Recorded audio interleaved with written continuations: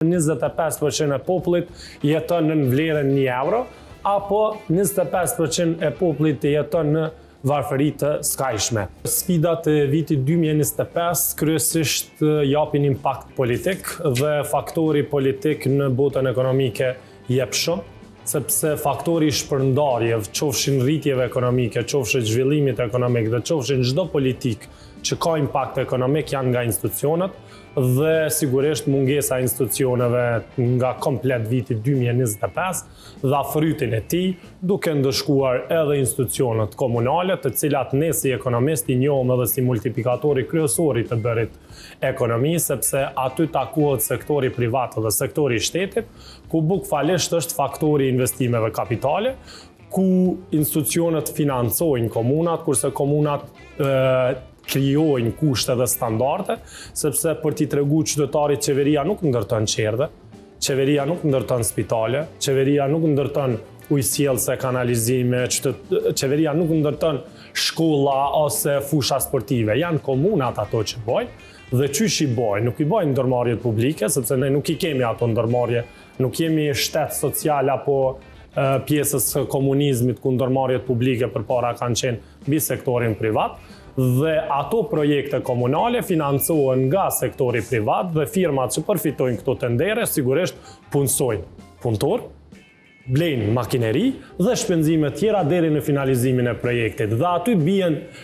kontakti mes TVSH-s, mes fitimeve, mes pagave, mes konsumit, mes blerje dhe shitjeve. Dhe ai impakt jep rritje ekonomike dhe ai rritje ekonomike neve na del në zhvillim ekonomik dhe e dim që investimet kapitale janë e ardhmja e vitit që na vjen, ku po edhe pjesa doganore ku e kaloj edhe 1 miliardin, por realisht ato janë bukfalisht të vogla me impaktin se sa ka pas buxhet. Sepse po proklamojmë një buxhet 4 miliard, kurse vetëm 1 miliard kemi të hyra. Zakonisht ne si ekonomist e dim që nëse 1 miliard del nga institucionet shtetërore, ato atakohen deri 15 apo 17 herë minimumi me pjesën e 18%,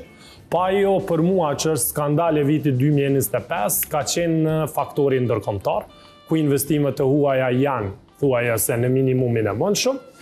dhe impakti ekonomik ku Shtetet e Bashkuara të Amerikës mbyllën hapjen e bisedimeve apo përkrahjes së Kosovës, ku jep kjo një impakt që Kosova nuk ka një ekonomi të sigurt, duke e konkludu edhe pjesën kreditore, ku gjithmonë rritja e kredive të borxheve të këqija jep impakt që qytetarët nuk janë duke ja dalë në fund të muajit dhe gati 70% e kredive të marrëna janë për t'i mbulu borxhet ekzistuese, apo për t'i mbulu borxhet kreditore të cilat nuk kanë mund t'i mbuloj. Dhe të dhëna statistikore që na japin, përpara ka qenë fuqia kursyese në Kosovë deri në 20% pagës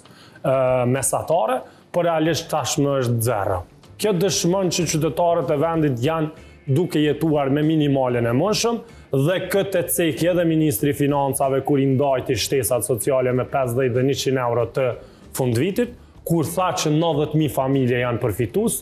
e ato familje janë të cenueshme. Këta përdorin terma ekonomik që mos t'i kupton edhe qytetari që nuk e din çka është i cenueshëm. I cenueshëm është dikush që nuk mund t'ja del në fund muajit, është i shkelur mbi të ardhurat shtetërore dhe të ardhurat që i ka nuk mund t'i mbulon pagesën e rrymës, pagesën e ujit, pagesën e konsumit, që të paktën me minimalen e mundshme t'ja del në fund muajit. Dhe nga 70.000 që kishëm 2024, vlen të cekët që tashmë i ka cek vet i ka pranu 90.000 familje, kjo dëshmon që nëse e ceki me 90.000 familje dhe kemi 1.8 milion të popullatës tonë, kjo i bie që nga 18% tashmë 25% e popullit jeton në vlerën 1 euro, apo 25% e popullit jeton në varfëri të skajshme.